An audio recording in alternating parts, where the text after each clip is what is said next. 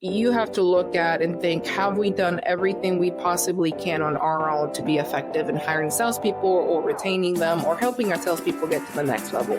If you feel like you haven't, start doing something different. There's a different and better way. The Industrial Growth Institute podcast connects you with the big thinkers, makers, and subject matter experts across all aspects of an integrated B2B industrial revenue growth function. From strategy, board oversight and transactions, through all the phases of manufacturing marketing, the complexities of industrial sales, and the nuances of marketing and sales technology and customer experience, I speak with guests who bring insights, innovative perspectives, best practices, and twists on traditional approaches. Each episode explores high-level thinking and in-the-weeds actionable tactics. If you enjoyed these discussions, then please help me out by liking and sharing the podcast, and especially by leaving a comment and giving a review. So with no further ado, let's jump into this episode. Welcome to the Industrial Growth Institute podcast. I'm Ed Marsh, your host, and the lucky guy that gets to talk to fascinating folks each week. The goal of this podcast is to weave together hundreds of atoms of predictable revenue growth topics into a fabric to help middle market B2B companies win. But there's one thing that's undeniable. No matter how perfect your strategy or how brilliant your marketing or how genuine your focus on the customer, if your sales team can't execute, the rest of it's wasted. And increasingly, the data tells us that sales teams aren't executing. We've got a crisis in hiring and training and onboarding and coaching, and even, I would say, probably in firing too. It's a critical piece that companies have to figure out. And today's guest is here to give us a running start on that topic. Brisa Renteria, a dynamic sales expert based in Dallas-Fort Worth, is the CEO of Improved Growth. She has transformed the industry with her game-changing sales selection process, achieving a 99% success rate in making the right sales hires. That's a number we definitely going to have to dig into. Mm-hmm. With a background in sales consulting and training, Brisa's 5-step sales selection program effectively identifies top-performing sales candidates, and her innovative approach has helped businesses across the U.S. to attract and retain the best sales professionals. She's been featured in radio and print and online as a leading voice in sales recruiting and has worked with companies like Keller Williams and Seco Metals and Microsoft, so across industries. She's a creator of the Sales Selection Success course and the creator and host of the Sales Selection Success podcast, where she shares all things hiring in under 20 minutes per episode. We'll talk a little bit about that later. Give her a chance to be on the other side of the microphone this time. Although I'll tell you, when you hear what she has to say, you might want to keep this episode to yourself as your company's secret weapon, but I'd appeal to your better nature. Share it with your colleagues and friends who will value the message. And while you're at it, please, subscribe and leave a review. It really helps. So I'd say let's rock this. Welcome, Brisa. Thank you so much for having me. It's such an awesome intro. Great to be here with you today. Well, thank you for spending some time. All right, we're going to get to know you better in a few minutes. But first, there's something that I really want to get out on the table first, because it's so important for the context of this conversation. And that is the cost of a sales hiring mistake, because they're so common. And many people just think they're unavoidable. They just say, well, we're always going to have this problem. And I think that many people don't really even tally up the expenses, the cost of it, because they figure there's nothing they can do about it. So take us through the cost of a sales hiring mistake. Yeah. So we've all heard the statistic that it's 2 to 3 times the salesperson's salary, right? That's what textbook, that's what likely you're likely to read or hear from other people. But when you really start doing the math and you start putting into marketing and training and onboarding and time spent and opportunity cost, it's significantly more than 2 to 3 times the salary, right? And so it's funny because I was working with a company a couple of months back. All they hired for was full commission salespeople. And most companies, a lot of companies believe that full commission, we don't have to pay them anything. So they're a lot less costly than hiring somebody full-time, salary plus benefits and all. Cash flow wise and money wise, yeah, that might be the case. But unless you're hiring the right salesperson, you're still spending marketing on them. You're still onboarding them. You're still training them. You're still missing out on opportunities just for you to develop them and ramp them up. So 2 to 3 times the salary is what we say, but we've found out that it's significantly more than that, especially depending on your industry, your sales cycle, size of accounts, and who you're going after. Yeah, and I think opportunity cost is something people don't talk enough about. You touched on it Yeah. there, but if you're in a big ticket sale with a long sales cycle, so if you got a 12-month sales cycle, you're going to hesitate to put somebody on a PIP and make a decision any faster than maybe, I don't know, 9, 12, 18 months, depending on the philosophy of the company. Yeah. The cost that you have for that territory underperforming in the meantime is enormous. And then because companies don't typically recruit on an ongoing basis, when you finally lose patience and let that person go, you don't have another person standing by ready to jump in. You're probably saying, oh, geez, I'm going to make another mistake. So should I even fill it? And that opportunity cost is enormous. So I agree. I mean, so if we're talking about a typical maybe $100,000 to $125,000 kind of a salesperson, obviously commission on top of that, that means a hiring mistake in most cases is somewhere, let's use $500,000 as a round number. Is that fair? Oh yeah. I think that was probably at the least, depending on the industry and the size of accounts. But yeah, the amount of money that's lost by hiring the right salesperson is just disgusting to a certain degree, right? Only for them to have to go back and redo it all over again. Yep. And hope and pray that it's the right fit this time. And unfortunately, you've seen this too, I'm sure, Ed, where it's a lot of companies are just operating that way. They budget for that. They expect that. It's just kind of part of what they do, part of how they feel sales is like. You just got to churn through some people and go through that process. And that's just what it is. When in reality, there is a better way in order for people in companies to hire top performing salespeople. All right, so let's do a quick calculation. Somebody's going to listen to us talk for an hour and 15 minutes. Maybe they'll jump off early, go to your website and look at what's going on.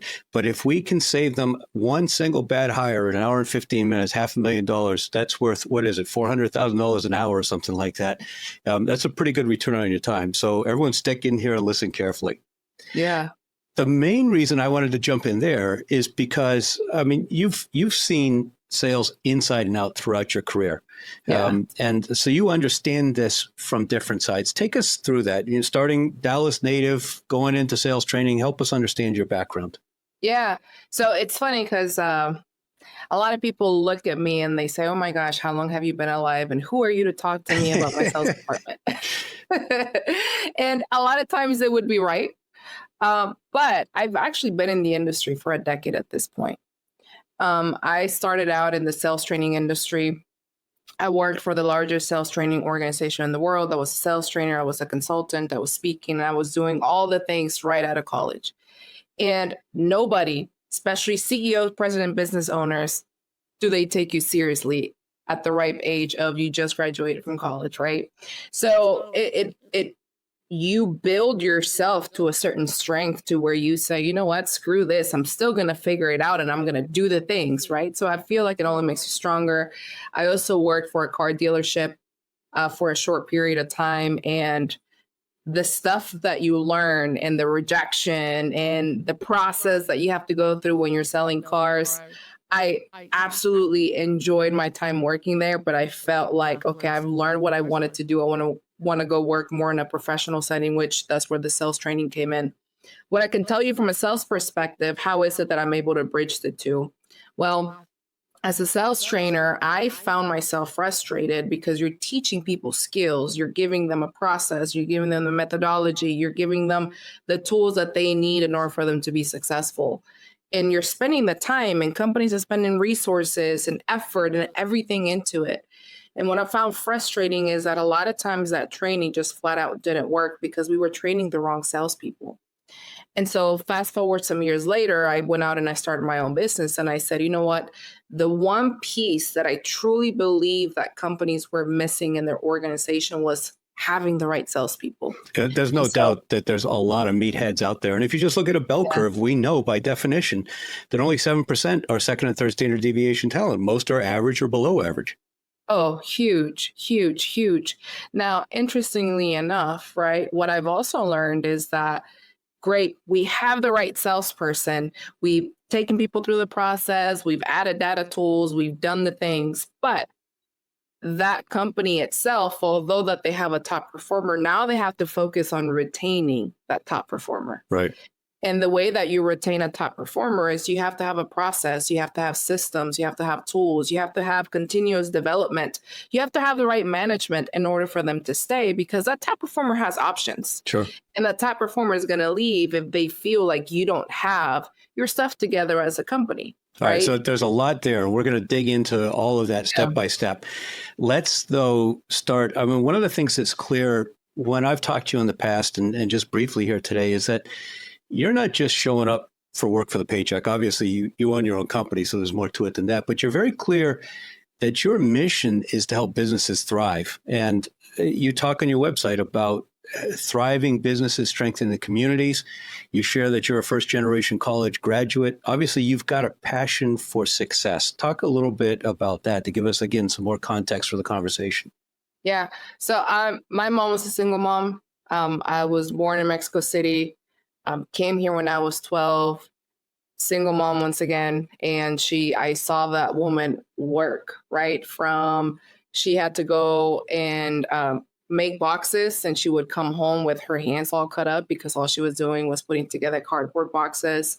I saw her go put herself through school for her to become a certified nurse assistant and the stuff that she had to work on with that. I saw her go back to school and get a degree on something that she was working on when she was pregnant with me. Wow. So all I've been taught was go work, go figure it out, because we can do the things, right? So a huge part of my success, and I feel like I've been able to do what I've been able to do because of the work ethic that I saw my mom and my grandmother. We have a long line of women in my family. We mostly have women in our family, and I've watched them just work and go in there and figure it out. And it doesn't matter that maybe you may not be given opportunities right off the bat. Go out there and create your own opportunities. So I'm a huge believer in that. And how about the community piece? I understand the family piece, but where does your commitment to strengthening communities come from? Yeah, good question. So again, being the daughter of a working single mom, we've experienced some things of how society a lot of times kind of treats single moms, right? And I said, hey, well, when I grow up, I want to make sure that not only am I working hard and I'm doing as best as I can, but I want to be able to give back. So one of the things that we do in our business is we hire a lot of moms. A lot of moms, they became a mom and the workforce said, you got to decide, do you want to be a mom or you want to go back to work? And a lot of moms are going to pick their kids, right? But they still want to be fulfilled mentally. So I created Improved Growth not only for us to be able to provide companies and help them out with their biggest challenge, which is hiring salespeople, but it's also a way for us to get back to those women that have been left behind. But then also we give back to What About Kids Cancer is a big nonprofit that we donate a lot of our time and resources to. And it's just, at the end of the day, what's the point of doing business unless you're making the world better, right? Yeah, absolutely. And that story about being a single mom and jumping into sales reminds me, and I'm looking for an email on my phone while we're talking, and it reminded me of a post that I just read this morning from Partners in Excellence. I can't think of his name, David something or other. And he was talking about Lori Richardson and Lori Richardson's story of why she got into sales as a single mom. She wanted to provide for her family, and she thought the sales was going to provide the best opportunity. So it's, for people that have the specific attributes that we're going to talk about more later on, sales is an amazing opportunity, and it doesn't matter, race or gender or socioeconomic status. It's an equalizer. It's the best profession. And I feel like even today, it's starting to get a little bit better. But even today, a lot of people just kind of turn their nose at sales, right? Because I don't want to be pushy. I don't want to be aggressive. I don't want to seem like a salesperson. I don't even want to use the term salesperson, right? But once you actually get into it and you understand what sales truly is, it is the absolute best profession out there, right? It pays extremely well. And if you know, as long as you perform. Yeah, as long as you're performing, it pays extremely well, but it gives you a skill set that sooner or later we all end up in sales. My sister and my husband, they all major in a professional. My husband, for example, he majored in accounting, bachelor's in accounting, master's in accounting, has a CPA. He was on partner track. But guess what? At some point, he had to go out there and sell. My sister, she's a lawyer. Guess what? At some point, if she wants to continue growing, she's going to have to go sell. So it's funny how most companies, including myself at the beginning, you stay away from sales, but sales is the one thing you should be doing because you're going to end up there anyway. Right. All right. So you talked about some people being hesitant about pushy sales. That is kind of what I associate with Sandler. You started out in Sandler. It feels a little bit outdated. That may be unfair of me to say, but what I noticed was you jumped straight into Sandler, I guess, after your work at the car dealership. Is it common for somebody to join Sandler as a trainer without extensive professional background? To answer your question, no. Okay. And there were several pieces to my role within Sandler, right? Before I could train, I had no real world experience to train. Mm-hmm. So my manager at the time, he said, you need to go out there and you need to go sell some stuff in order for this methodology and this process and these skills that you're teaching for them to make sense. Right. So I would say for a good maybe year, it was cold calling. It was book appointments for the CEO. It was go to those appointments with the CEO in order for you to start seeing how is it that what we teach is actually seen in the real world. And once I had my own stories and I had brought on my own deals, then it got to the point where I was training and I was speaking and I was consulting. But I would think that it would be extremely hard for someone to be a sales trainer unless you've done it. Right? Yeah, but exactly. That's what I was thinking when I looked at your bio, and I was trying to connect those dots. So that helps.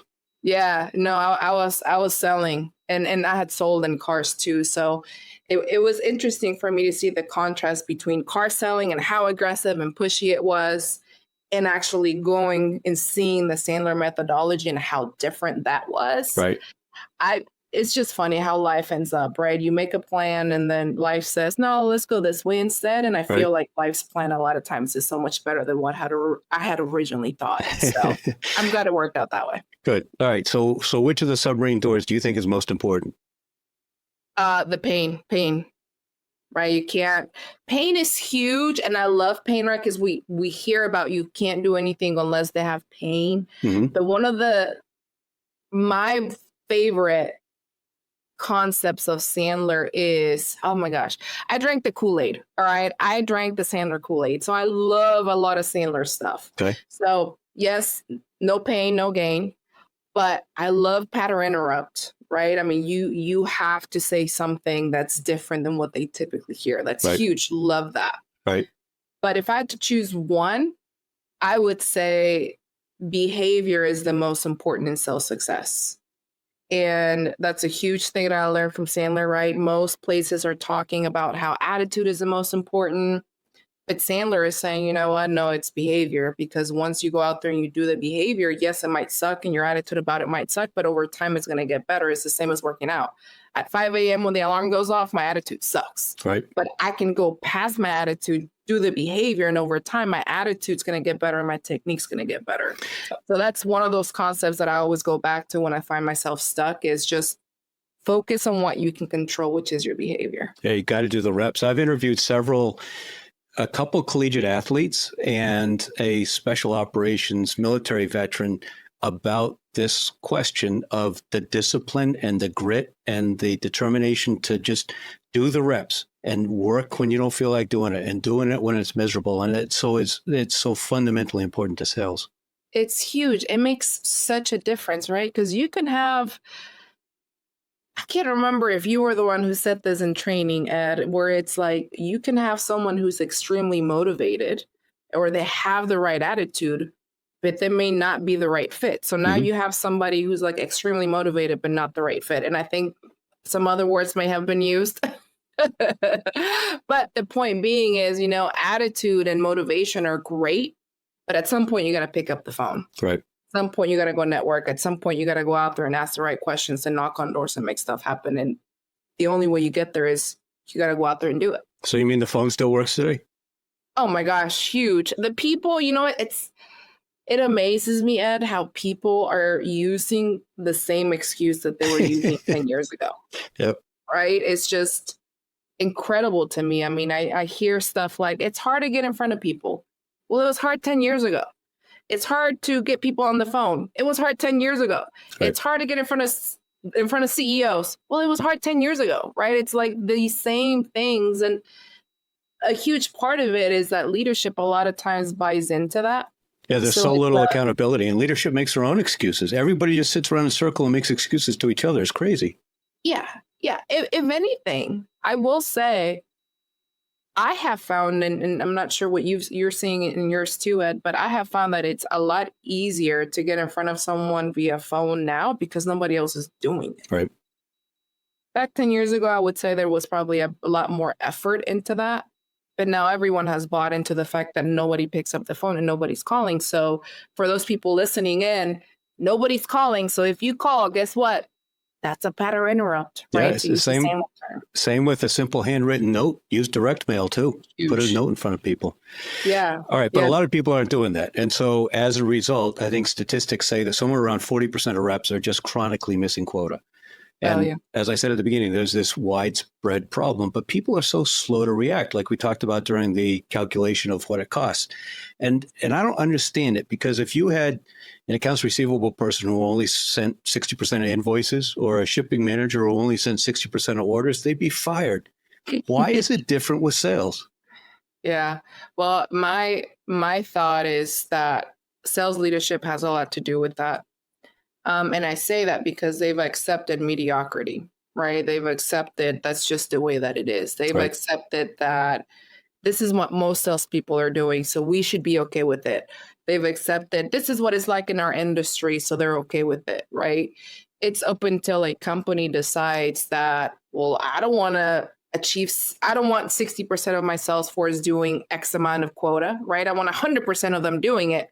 Then at that point, then that's when that company can move into a better direction. But if they continue buying into those same excuses, nothing's going to change, right? Yep. So you talked about the frustration you had when you would sell a deal, bring people in for training, work with them to train them, and they just didn't pay attention. They didn't care. They didn't get anything out of it.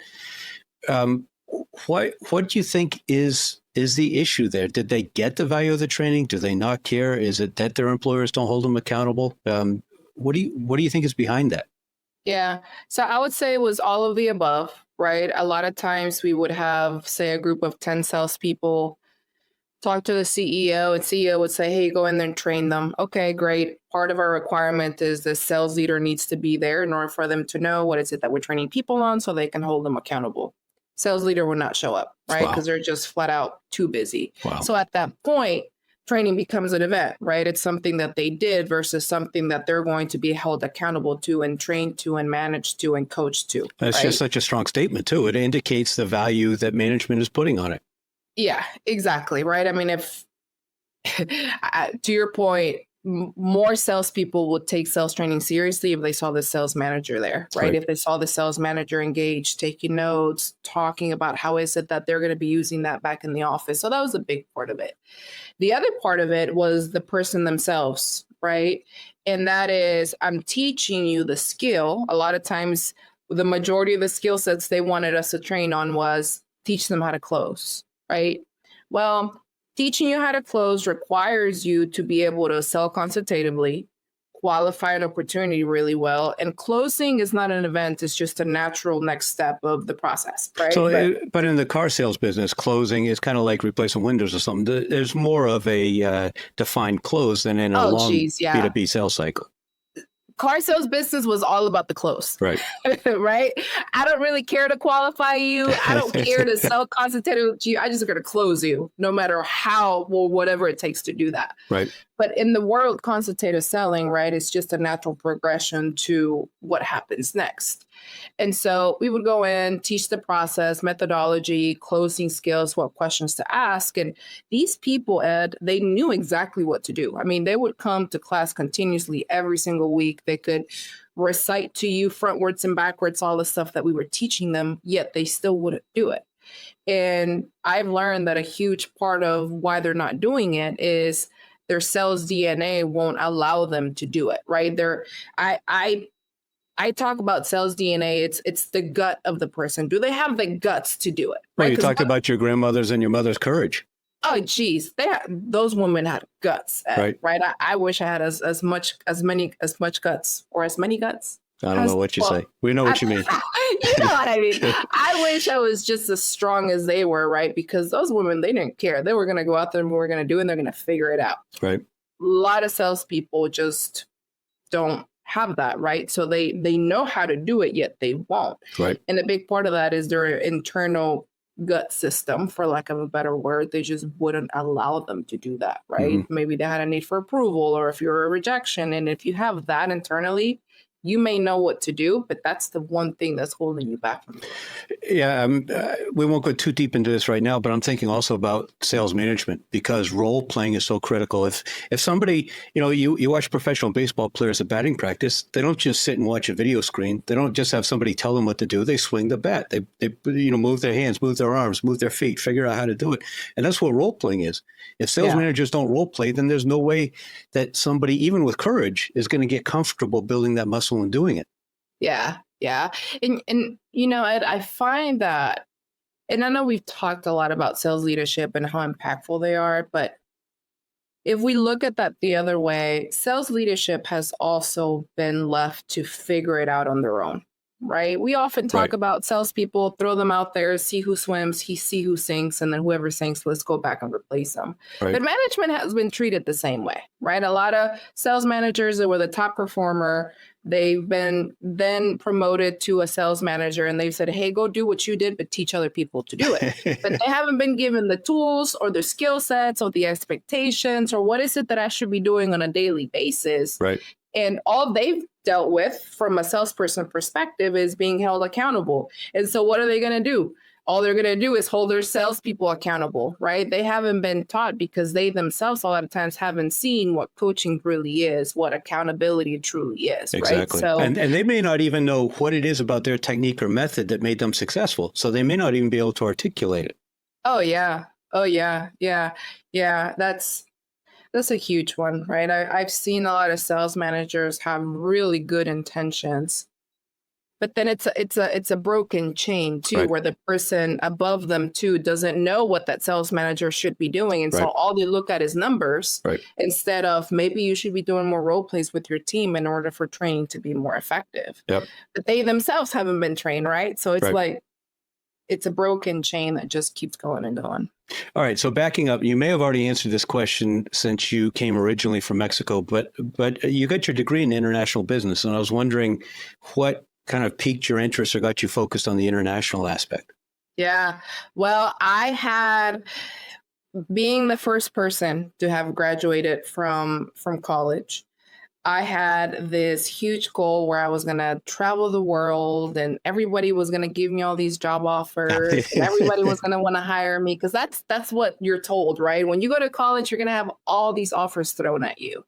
And that was not the case for me, right? I've had to go on there and knock on doors, but the reason why I did the international aspect is because I always wanted to travel. I see. The reason why I did the business part is when I was growing up and I was little, I had all types of businesses. So my mom's actually the one who kind of led me going down that path, because she said, you know what, growing up, you've always had a business. You've always wanted to go out there and sell something. And I was always out and about and doing the things. And she was like, it only makes sense for you to do this.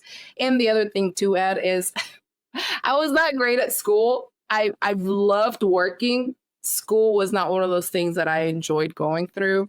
So I looked at the curriculum and I said, you know what? It's stuff that I've already kind of been doing. So I feel like it'll be easy to do. So makes sense. And I figured that you must have had an entrepreneurial kind of itch in you or inclination in you. And I figured you had done some businesses as a kid. What was kind of the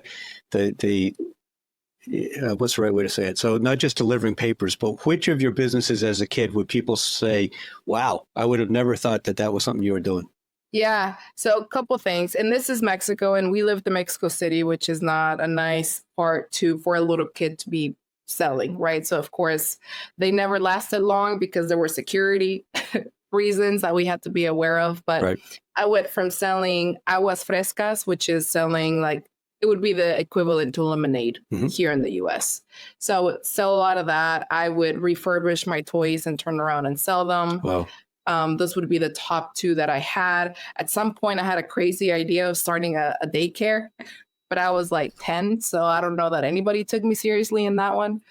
But well, that's no different than you having only sold for 2 years training veteran salespeople, right?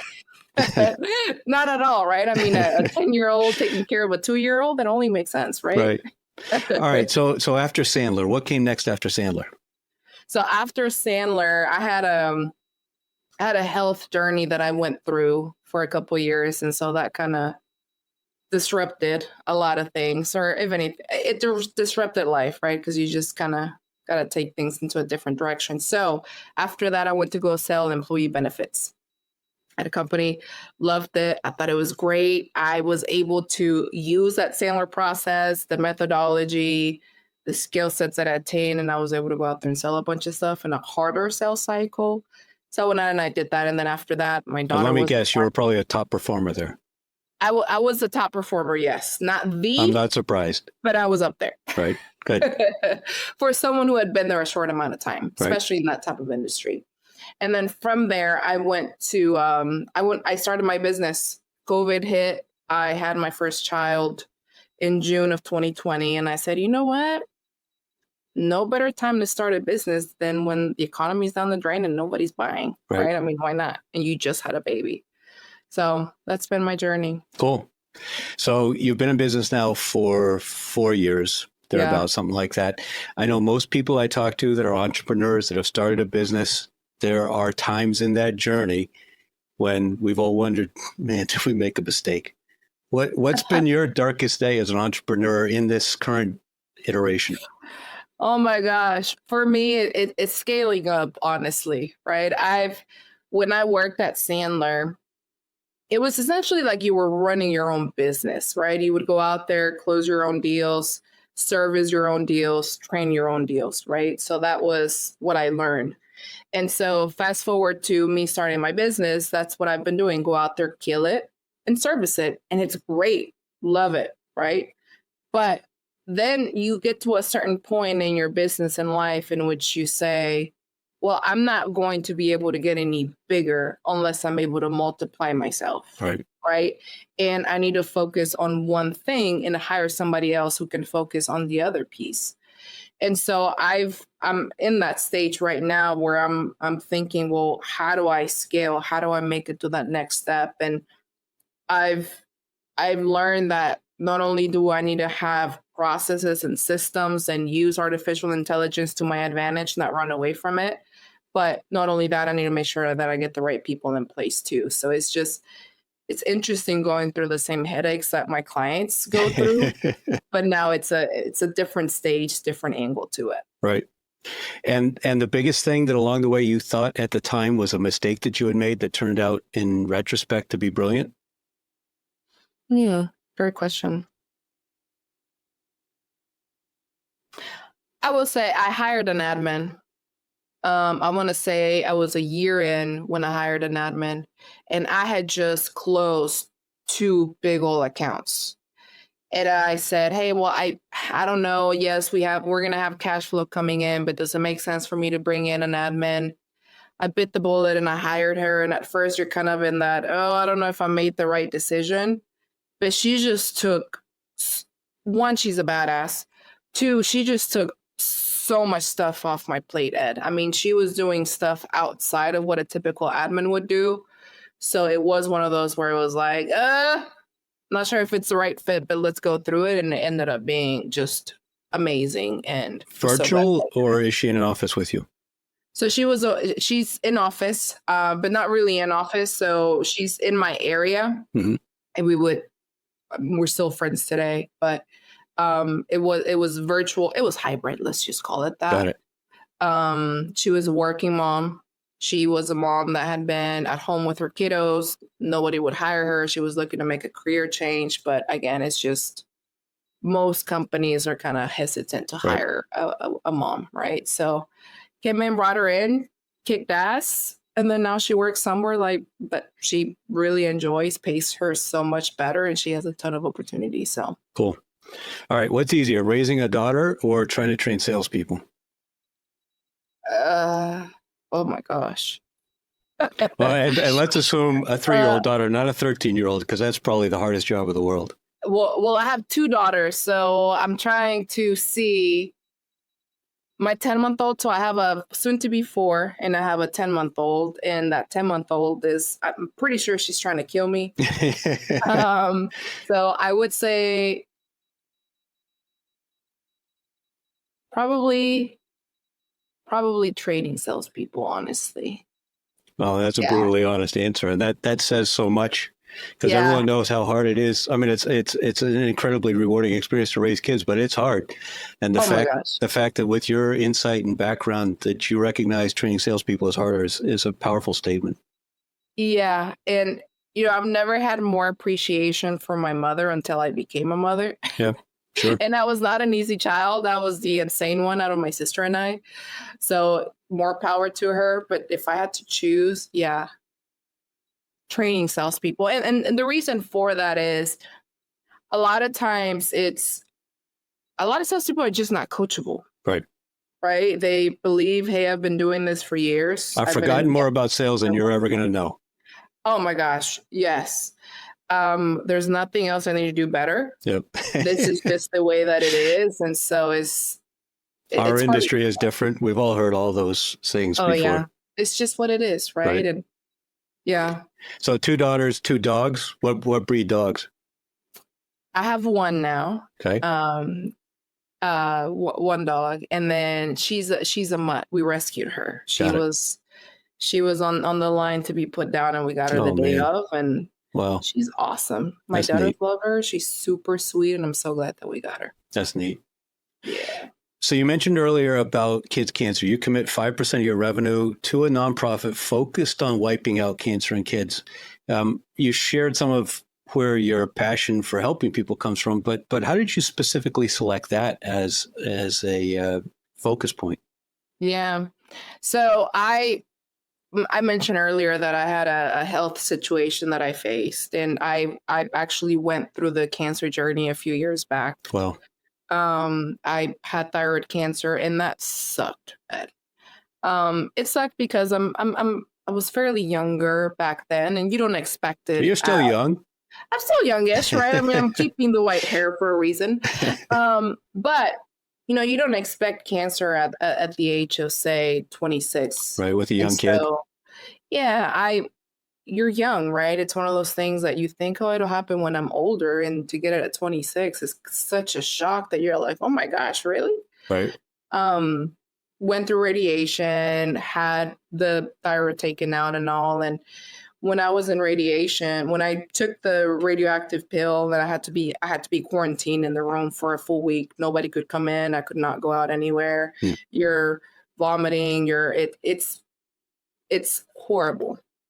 One night at 2 a.m., I wake up and I'm like, oh my gosh, God, why would you do this to me? Why am I going through this? And then a thought just came into my head, and I thought, you know what? Little kids go through this. Why not you? Right? Little kids do it. And not only is it the kid going through it, but the parent themselves is going through it too. Right. And so went through all that. I'm cancer free now. I'm so thankful that that's the case. But when I started the business, I said, you know what? What's the point of making money unless you're making somebody else's life better, right? And so I could have donated to any other association, but going through that experience personally and becoming a parent just kind of gives you a different perspective on life too. Sure. I said, you know what? No, I want to help kids that have cancer. So that's what we've been doing. Neat. So sales hiring kind of seems insignificant compared to that, but we got together. We got to talk more about sales hiring. So let's talk about hiring mistakes. What's the most common sales hiring mistake or a couple mistakes that you see? Geez. Hiring based on personality. Hiring based on, oh, well, they're very likable. They're very charming. They sound really good on the phone. Obviously, they could sell. Right?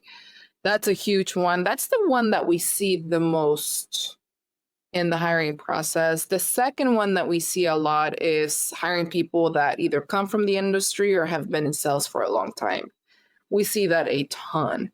And if you were to hire somebody that comes from your same type of industry that you're hiring for, yes, the ramp up time might be a bit shorter because they already know the nuances of the industry. But two things are going to happen. If they do have clients in their previous company, all they're going to do is bring those people over to your business and don't expect them to go after new. And two, they're going to bring a lot of really bad habits with them. Right. So I would say those are two of the biggest ones. And the third, I would say, is most companies don't have a hiring process, right? It's just, let me show up, do a couple of interviews, see if I like you, see if you come from the industry and have the personality. And if so, you got the job. And let's hope and pray that it works out. All right. So speaking of process, I know that's one of the ways that your company, Improved Growth, works with companies, but you work with them in a couple different ways. You recruit for them, or you train their HR and management teams on how to more effectively recruit. Is that the essence of what you do? Yeah, pretty much. Okay. And what kinds of companies do you normally work with in terms of size and industry? Yeah, good question. So in terms of industry, we're industry agnostic.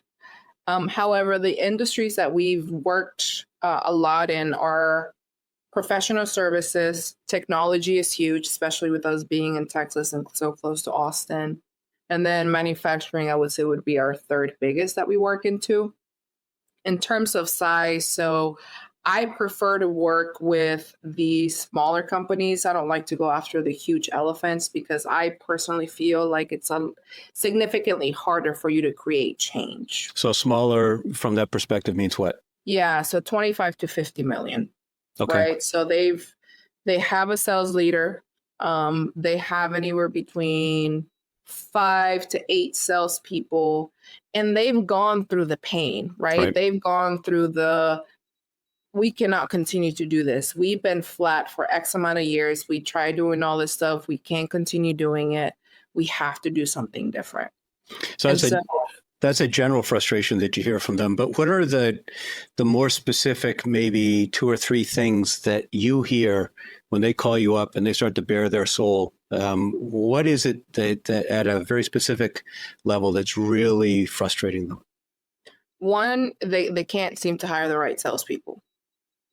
And I would say that is common for companies 25 to 50 million. Okay. The second piece, and the reason why is that even important to them, is they're not able to scale, right? They want to get to 50 million or 100 million, but they can't based on the current revenue that they have. And so then you need to go out there and hire top performers so that they have more of a predictable way for them to get there. So that's overall the end result of what they're looking for. But as far as what's the immediate pain point is, they just can't seem to hire the right salespeople. I see.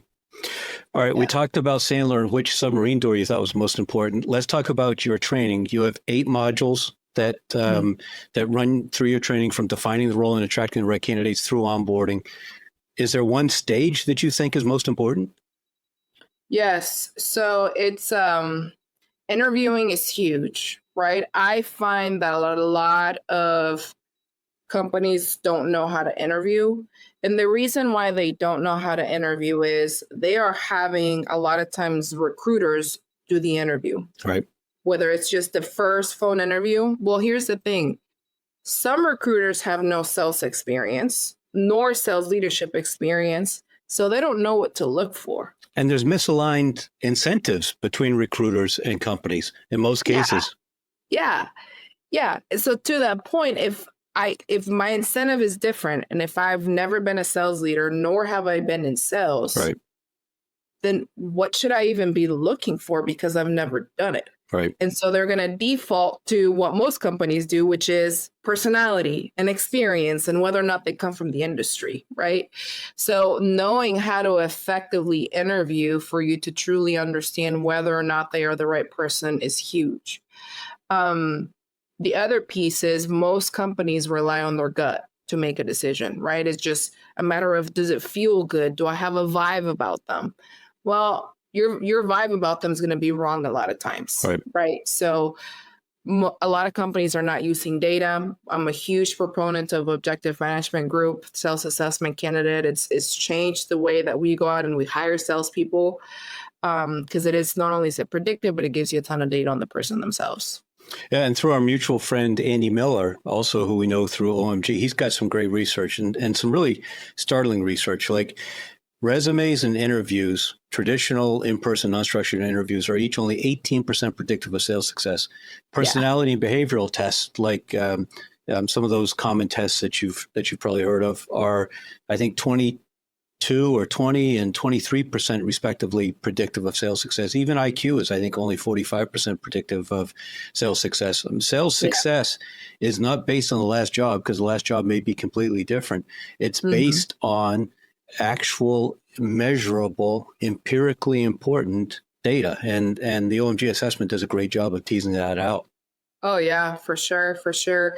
I see. It's funny because I was talking to a candidate earlier today on this. He mentioned that he's gone through the hiring process with all types of companies, and that they've all had him fill out all types of assessments. And this is one of the things that he said, they're having me fill out stuff that has nothing to do with my role. Right. They're coming up with what kind of animal I am, what color am I, what's my personality, right? But it has nothing to do with sales. And we look at it from a consulting perspective, from an employer perspective, but we also got to take a look back and look at it from a candidate perspective, right? There are candidates out there who are saying, oh my gosh, why am I going through this assessment for me to find out what kind of animal I am, and how is that even relevant to sales, right? So it's important to think about the candidate experience too. Yeah, from that perspective, the candidate experience, how often do the companies that you consult with stop to think about their Glassdoor rating? Not many. Is that a problem? Interestingly enough. It's huge. It's huge, right? Especially when you have companies that are wanting to hire younger people, talking Gen Z, I'm talking millennials. That's one of the first things that they're going to look at. And so if you are a company that's looking to tap into younger talent, you have got to look at your Glassdoors, because that's what they're going to look at.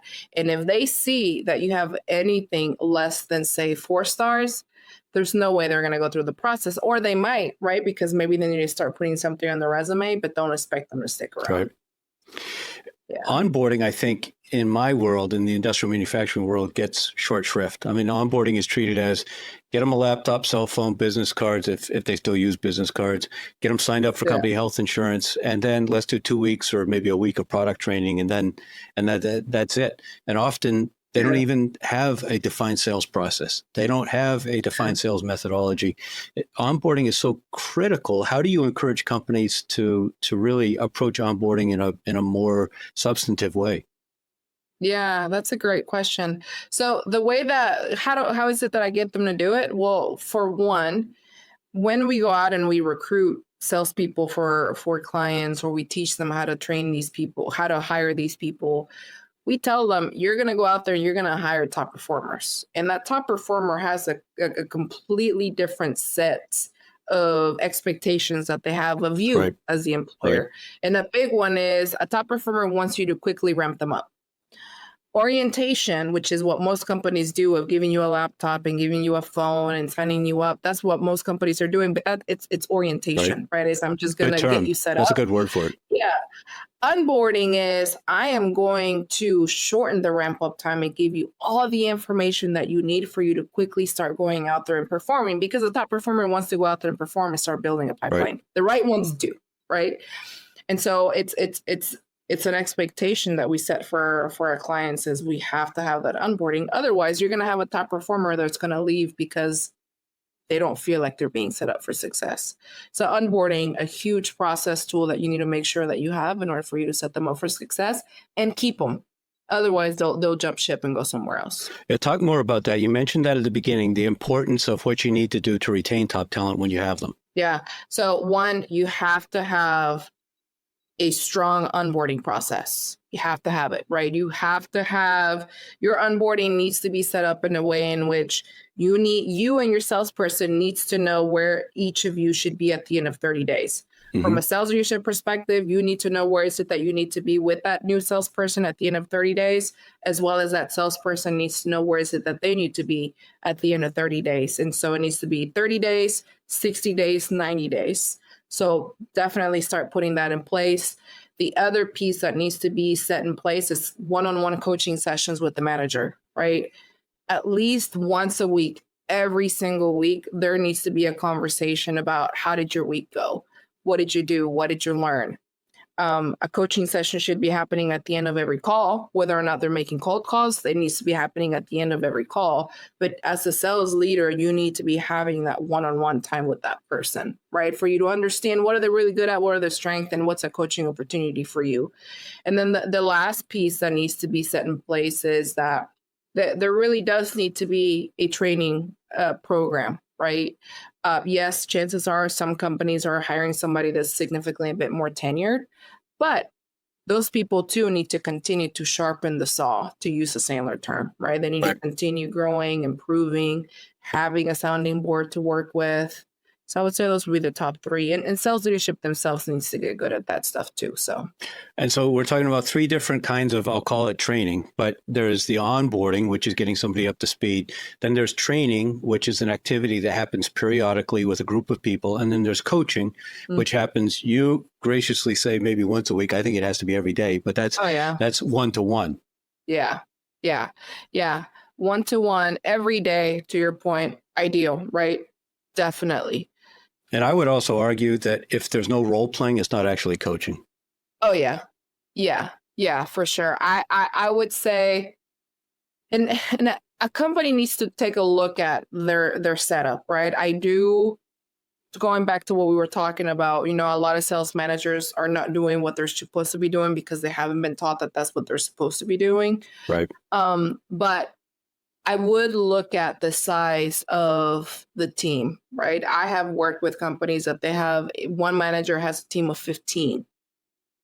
Well, it's very hard, and that's where restructuring needs to happen, right? It's very hard to do a daily one-on-one when I have 15 people and I need to go and drive alongs, and I need to listen to calls, and I need to do call reviews and do all these things, right? So depending on the size of your organization, definitely take a look at how many people you have.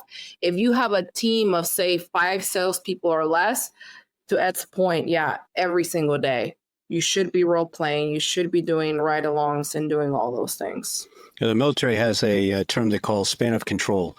In other words, what's the maximum number of people that a manager can reasonably manage? And typically the numbers are somewhere 3 to 5. And I find that with sales managers that really are committed to coaching and role playing on a regular basis, it probably is 5. Maybe they can carry a little bit of quota themselves at that point, but not a lot. Yeah. That's another, talking about how is it that companies do a disservice to sales leadership is they just flat out give them too many people. Right. And I would agree anything more than 5 becomes a bit too much. I would say the sweet spot is probably anywhere between probably 3 to 6. Yeah, fair. Yeah, I think that's probably right.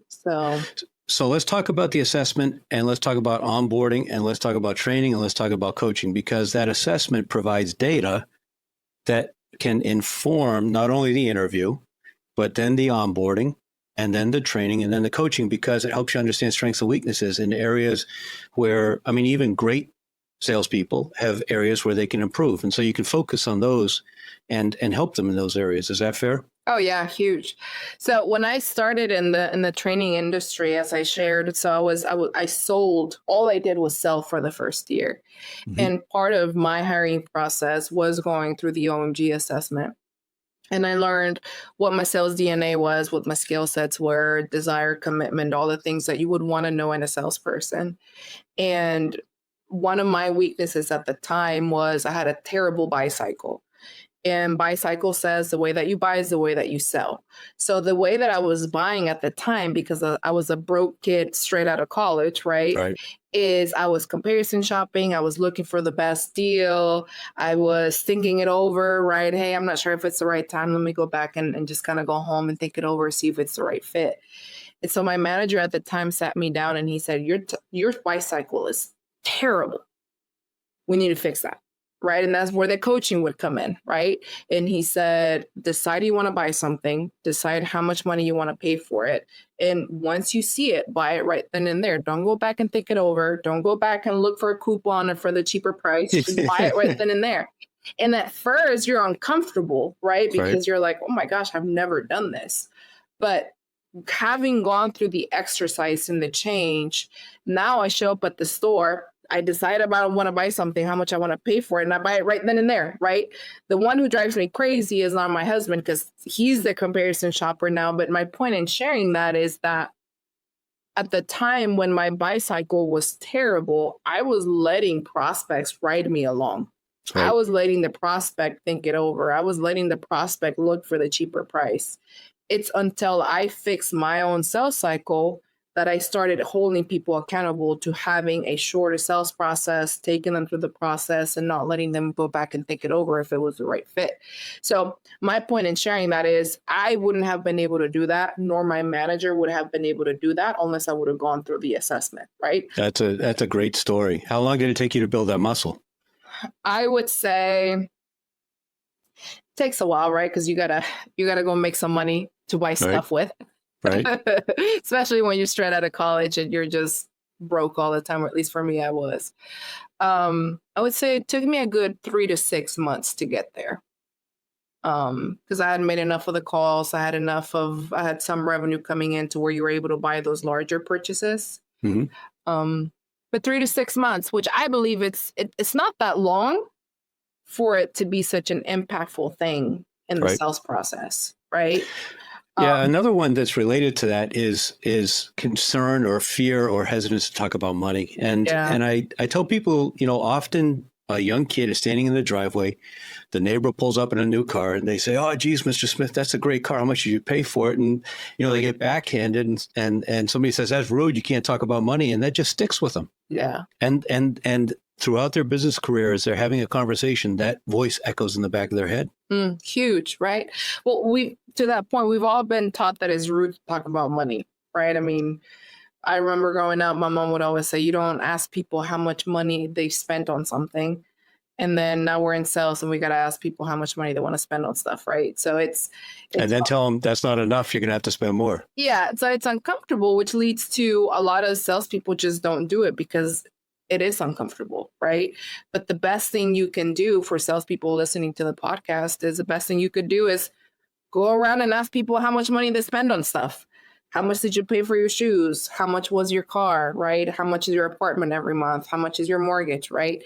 And at first, it is going to be very uncomfortable, right? But it's going to get to the point where it's like nothing, and you're going to be able to get that same result with your prospects too, and have the ability to ask those types of questions. Now, do you ever help, when you help a client hire somebody, do you ever help coach them or onboard them, or is that left to other people? So we work very directly with the sales leader, right? So seldom will we work directly with the salesperson. So we want to help the salesperson through the sales leader. So if we were to do a training consulting agreement, which we do from time to time, we would want to work directly with that sales leader, help them get better, understand what is it that they need to be doing. Mm-hmm. And then in return, they will use those skill sets and be able to maintain that top performer. All right. One more quick question about the assessment tool that you use, or your process, rather, your 8-step process, 8-module process. One of them is to attract the right people. What's the key in your experience to attracting the right people? You gotta pick, who do we need, right? And the job title is not the same as the actual responsibilities in the role. Mm-hmm. I see a lot of companies using a lot of really super fancy titles that have nothing to do with the role, right? And so getting very clear about what is it that this person's actually going to be doing, they need to get very clear on that. The other piece too is you have to understand what would it take for someone to be successful in your business, right? In your industry, selling to your prospect at your size accounts, at your level of resistance, right? Because finding someone who can sell to a CEO is going to be completely different than finding someone who's going to be able to sell to the consumer. Sure. Completely different level of skill sets. Talking to a CEO requires you to be significantly more strategic versus talking to a consumer, right? So really mapping out who is it that we are as a company and what would it take for someone to be successful would be a huge one that companies need to adopt in order for them to hire better salespeople. And a nuance that I've seen makes a big difference too is so many companies just create a job description that's this list of duties and Yeah. responsibilities that's boring and Yeah. nobody cares about it. And they put that up and they expect that's going to somehow attract great people. And instead, if they use what I call a job posting, which describes the ideal person as opposed to the duties of the job, then the right person's going to hear themselves or see themselves in that. And they're going to get excited and they're going to say, hey, I got to talk to these people. This is where I belong. Oh yeah. It's like marketing, right? Marketing nowadays is I'm learning and I've been reading a lot about marketing over the last 6 months is you got to hit them right in between the eyes, right? When it comes to marketing, when you're creating that content, when you're creating copy for your website or your emails, whatever it may be, when your prospect is reading that, they have to feel like you know them, like you just talked to them, you know exactly what I'm going through.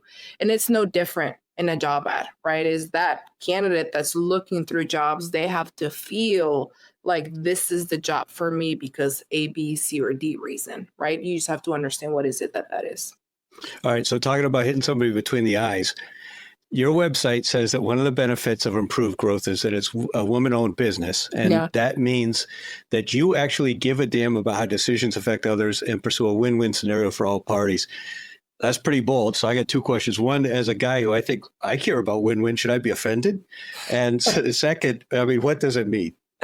Yeah. So as a woman owned business, I will say that I've learned and I've had my favorite boss that I ever had. I used to work for a social media company while I was in college, and she was amazing. We're still friends to this day. I've watching her lead and watching all my other managers who were males and not no knock on the males, right? But it was completely different. I felt like I was always kept in the dark when I was working with my other managers other than her. And with her, I knew exactly what was happening. She was so open. She was very personal. She cared about my family. She cared about when I was graduating. It was just a different type of leadership. And so when I went out and I started the business, I said, I've learned so much from her and the connection that I made with her. I want to make sure that I adopt that into not only the people that I work with that come and work with me, but also the clients and the people that we work with. So female leadership that I've seen is significantly more personal than I have seen on the other side. Got it. It's my personal experience. I would say that's probably a function of leadership, maybe more than gender, because I know with guys, I've had leaders in both types that you described. So I think there's a lot of factors that play into it. So I won't be offended. Good. All right. Now, but I know women's entrepreneurship is really important to you.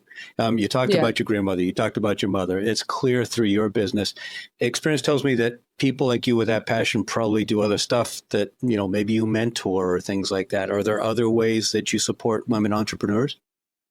Yeah. Right now, because the time is just so limited, I'm unable to, right, with a 10-month-old and a soon to be 4-year-old and a business. And my husband also has his own business. And it's just as much as you want to split yourself different ways, you just can't, right? Because life is going to be life. But the way that I see I'm able to give back is I hire working moms, right? And I call them working moms because at some point they worked and they just haven't been able to find the right opportunity. And the right opportunity for a mom is flexibility. Right. And as a mom, you need flexibility because kids get sick. For example, the daycare place that my daughter goes to, the main person's sick today, so my baby's at home today. If I didn't have my own business, I would have had to go to my manager and say, hey, I can't make it in today because my kid is sick. Right. And depending on the type of manager that you have, they might be okay with it or they might not be okay with it. Right. And so as a mom, you need that flexibility. And a lot of places just don't have that.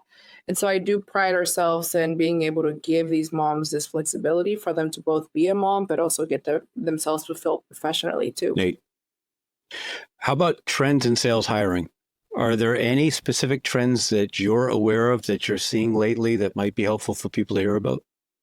AI, artificial intelligence. Oh my gosh. I have So I have been learning a lot about artificial intelligence, and I feel like I'm behind the eight ball, honestly, because it's been around for a year, but the speed in which this thing is growing to and how it's stepping into everything that we're doing. And there's so much that I still feel that I don't know yet. I'm a really good user of it. I have been using AI to create our job ads. So I will literally go on ChatGPT and I will give it a framework and I will say, ChatGPT, this is the client, this is what we're looking for. I will create the job ad and I will tell ChatGPT, rewrite it with us targeting X amount of people. And we plan to post it on Indeed, make it engaging. We want to make sure that we have a ton of really qualified applications. And I will copy and paste what we created and it will spit out something completely different. Wow. And we are getting way more applications by using ChatGPT's version than we were using just our version. So you've been able to do some A/B testing and compare them? Yeah. And it's significant, the amount of applications that we're getting by using theirs versus ours. And how about AI-generated resumes that you have to sort through? So that is one of the things, because of our process, we don't discriminate whether or not they're AI generated, right? A big part of our process is, sure, you've gone through the application, you filled out your application, whether or not your resume sucks or it's AI generated, I more care about your assessment results. Mm-hmm. So because of that process, we haven't paid as much attention to the actual generator of it. It's been more so on the front end. Are we getting enough of those people that we want so that we have enough people taking the assessment? And it's been huge, right? It's been great. It's been awesome. Any other trends that you're seeing? My sense is there's some more slack in the market. I think there's more good salespeople available now than there were 3 years ago. Yes. I would say yes. Depending on the industry that you're hiring into, like it's always been, right? As you might have a harder time hiring in some industries than others. I'm helping a client, they're in the pest control industry. I'm helping them hire a salesperson and it's pest control, right? It's not sexy at all. Right. And so we're getting candidates, but they're not a lot of the really good candidates because industry does have a lot to do with it. But ChatGPT has been super helpful at getting people in the door. So although we are seeing a lot of really good candidates out there, we are finding that a lot of them, they don't want to go work for anybody else. They want to be a freelancer, right? They want to go out and start their own thing, or they just want to sell from one place to the next place to the next place. So it's also interesting to see that shift within the sales roles. How many of your clients are willing to consider taking a candidate from a completely different industry, as long as it's comparable? So in other words, if it's been an enterprise complex sale in a different industry for an enterprise complex sale in their industry, are they willing to do that? It's definitely a conversation that we have up front with them, right? So at first they are very hesitant about it because a lot of times they feel like it's going to take longer to train them or onboard them. And to a certain degree, they're right? Because there is a ramp up time of understanding the nuances of the industry. But you want them picking up the phone. You want them knocking on doors. You want them asking for referrals. You want them doing the things. And in the meantime, through the process, they'll learn the industry. Right. And so it's a conversation that we have very much up front where we say we need to open up the pool and explore people from all industries, because we more so need to focus on skill set, not so much whether or not they come from the industry. I know on my end, my clients often are doing capital equipment. So $1 million machines that go into factories, for instance, making food, and they're obsessed about their technology.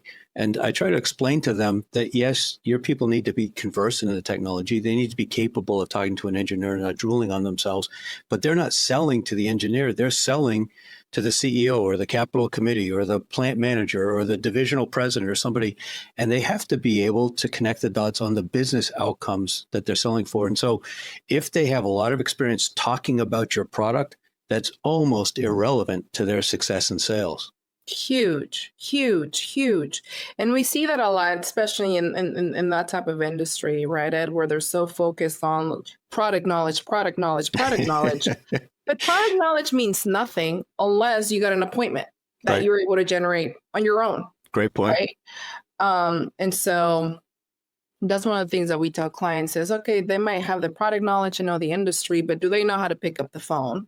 Or have they been in an environment where all they've been fed is leads, or they've been in the right place at the right time, and that's how they've been able to bring in huge accounts? It wasn't from their own efforts of going out there and hunting. So, Or to your point earlier, not only are they able to pick up the phone, but will they pick up the phone? Do they have the guts, the determination, the discipline to do it even when it's not fun?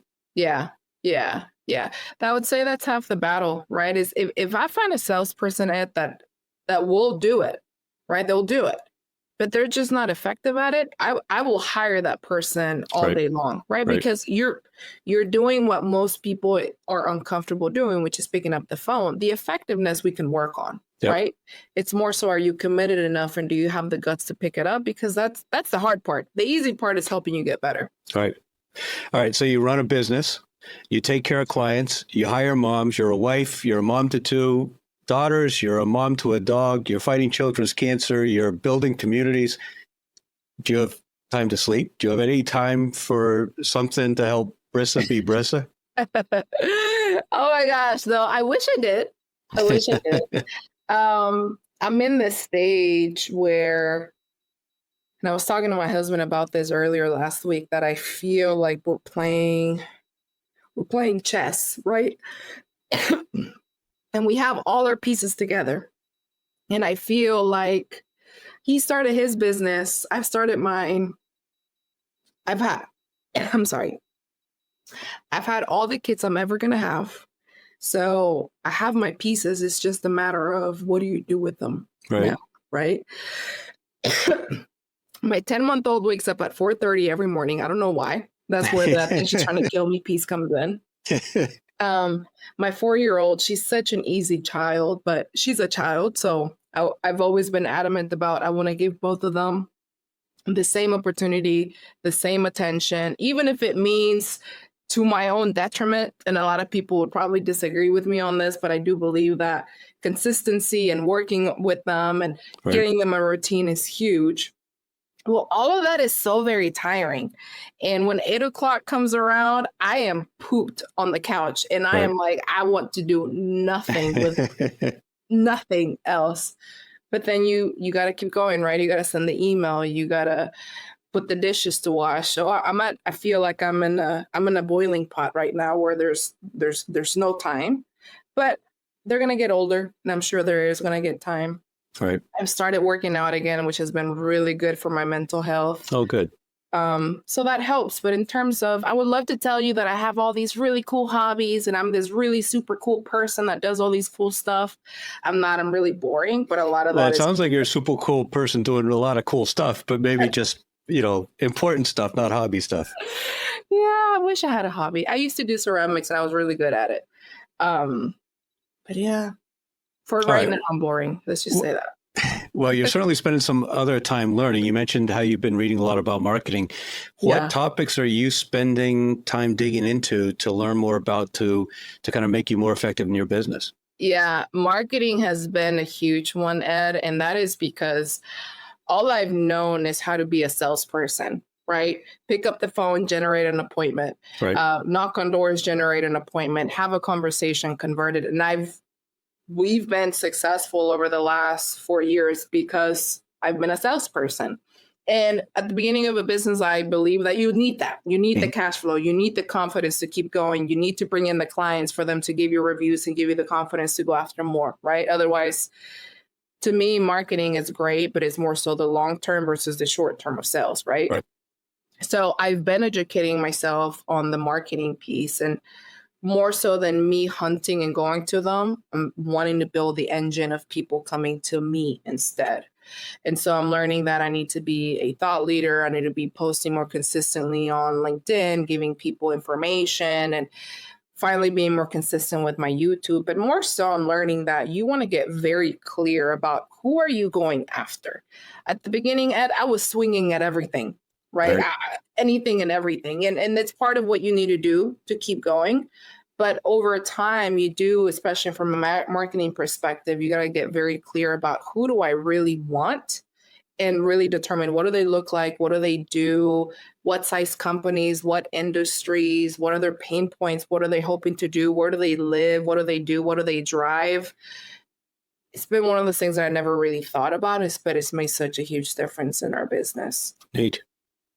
If somebody wants to learn more about hiring and recruiting, what resources would you send them to? I assume your LinkedIn and maybe your website. We'll talk about your podcast in a minute, but are there other podcasts or blogs from other people that you find to be good resources? Yeah. So I am a fan of Dave Curlin. Anything that Dave Curlin does, whether it's his blog, he doesn't have a podcast, or he used to, but he does have a lot of videos on his LinkedIn. I listen, I watch, I think he's a brilliant salesperson. So from a salesperson's perspective, as well as leadership, and love him and everything that he has to say. So he's a huge person that I recommend to people. I drank the Sandler Kool-Aid. So anything Sandler, if anybody says, hey, what should I do sales training wise? Send them to Sandler. So those are my recommendations in terms of where can people go in and find us. My LinkedIn, I post a ton of free resources on there. We have a YouTube channel that we're trying to be significantly more consistent in. I also have a podcast that I'm trying to be more consistent in as well. And so those are some good resources for that people can check us out to get more information on us. Yeah, so I'm a fan of Dave too, and Dave still does have a blog. It's at his Curlin and Associates. Does he have a podcast still? He used to have was it a radio show that he used to do back in the day? I don't recall. He certainly does a lot of videos, but you say back in the day with Dave. I've known Dave since 1992. I took my first OMG assessment as a salesperson in 1992. And at that point, Dave was no longer a Sandler trainer, although his model kind of built on some of the principles of Sandler. But I took sales training from him probably 92 to 95 or something like that. Oh my gosh. Yeah, before you were born, I'm sure. No. I'm not that young. I wish I was. He's brilliant. Love him. I've baseline selling my husband. So he just, he left his role as a CPA at a property management company. He's gone out and started a flooring business. And I told him, you have got to go through Dave's course. So he's going through his course, and he's brilliant. So good. I wish I was that strong of a salesperson. He's awesome. All right, let's talk about your podcast. In one of your recent episodes, I know you covered the 5 interview questions that you think many companies miss. Take us through those questions quickly. Yeah. So for one, a lot of companies miss finding out questions about sales cycle. Who do they typically talk to? How long does it take for them to close a deal? How do they sell value? Most companies are often focused on, well, what would you do in a situation like this? And how big is your network? And how do you go about when you pick up the phone, right? Who do you call on? And will you pick up the phone? They ask a lot of leading questions to, of course, the candidate's going to answer the question based on what's going to make them look better, right? So focusing, what companies need to be doing instead is then be focusing on things that are going to give them insights into how will they go about managing the process? What's their methodology like? How do they sell value? At what point do they close? How will they go about prospecting? If people are not picking up the phone today, what will they do in order for them to actually pick up the phone, right? So more so sales specific versus just generic questions that they're likely to find online. Got it. All right. You mentioned how people can find you, and I'll put in the show notes the links to your YouTube channel and your website and your LinkedIn as well, so people can reach out to you there. As we approach the end of this discussion, let's kind of talk a little bit big picture. The biggest business problem that you see companies facing over the course of the next 5 years that you think they should be preparing for? AI. AI is coming to change the game, right?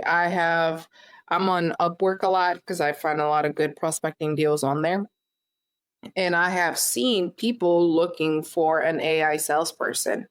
And as fast as AI is growing every single day, every single minute, I believe that we will get to the point where a company's not going to need any salespeople, or they will. The really strong ones, the really good ones, because AI is likely going to take care of 90% of the process. And so as a sales recruiter, then what are you going to turn into? Are you going to be a prompt writer for those AI salespeople, or what's your job going to be? I got to figure out what my job's going to be, right? I got to figure out, when I was first learning about AI, I'll be honest, I was super scared of it. And I said, oh my gosh, this is going to change the industry, my industry completely. My husband, who just started a flooring company, he's going to be fine, right? If anything, AI is going to augment his business. My pest control client, he's going to be fine. If anything, AI is going to augment his business. For a company like myself, where we do consulting and we do training, well, AI is going to disrupt that industry, and it already has. A lot of companies who focus on consulting, they're laying a lot of people off. And so at first I was scared of it, and I said, oh my gosh, it's coming here to change this. But now we have to look at it in terms of, how can I use this to my advantage, and how can I maybe cut costs and be more so on the front end of this versus being scared of it and hanging on like most companies typically do. Right. Think about Blockbuster and Netflix, right? Blockbuster could have bought Netflix, but they didn't because they were scared of streaming. And so now look at Blockbuster, look at Netflix. Right. So rather than being scared of it, we have to more so think about, how can I use it to my advantage? And it might be having to create a completely different structure to your business. And that's okay. And it's a bit early for me to tell you what that would be, because I'm still trying to figure out what that would be. I will say I am a huge fan of ChatGPT. It has cut down the amount of time that I'm spending on a lot of stuff. It's cut it down in just minutes. And that's a huge reason why it's disrupting the consulting industry. And ChatGPT specifically, there's a lot of tools there that people are talking about, Claude and Perplexity and others, but ChatGPT is the one that you find most effective? Yeah. Because it builds on what you're prompting it to do. I haven't had a chance to check out all the other ones, but from what I learned from a speaker that was talking about AI is that it's been designed to think like a human. Right. So the more you talk to it, the better you prompt it, the more you build on your question, the better information you're going to start spewing out. I was talking to a guy who's a HubSpot partner, does a lot of development in HubSpot's content management system, doing websites on HubSpot, basically. He used to have a team of 5 people, and he's doing his work now himself and ChatGPT, and he's getting more done than he got done with a team of 5 people. Huge. I mean, Ed, it's video. Before we would, and I created a course back, I think 2 years ago now at this point. $10,000 to $15,000 investment. Took a couple of months to get that going. Makeup, clothing, lighting, editing. It's the works, right? It took a lot of time. It took a lot of money. Luckily, we've now made our money back on that investment. But fast forward 2 years later to now, I could have created that course in half a day. Wow. For a fraction of a cost. Wow. So it's thinking about that too, right? And a lot of companies is, I feel like, and I'm making a huge assumption, but it's likely that a lot of companies kind of have my immediate mindset about AI. And I was scared. And I was like, oh my gosh, this is going to disrupt things. I don't like it, right? Because I'm human and we dislike change. But once you start kind of learning about the benefits and how can it be more effective and how can I pass this on to my clients, it only makes sense to kind of head towards it versus against it, because we're going to be left behind like Blockbuster, right? So I asked you about the threat and you thought AI. I was going to ask you about the opportunity, but I'm assuming that I've already heard that answer, that you think the opportunity is AI as well. Huge. It's a threat. It's an opportunity. It's so new. There's so many things that are unknown. Right. It's scary at the same time, right? It's scary to kind of think about what's going to happen in the future with the next generation that's going to grow up with ChatGPT, and what would they be like? I don't know. I have very mixed feelings about AI. I love it, yet I'm scared of it. Yeah, most people, I think, agree.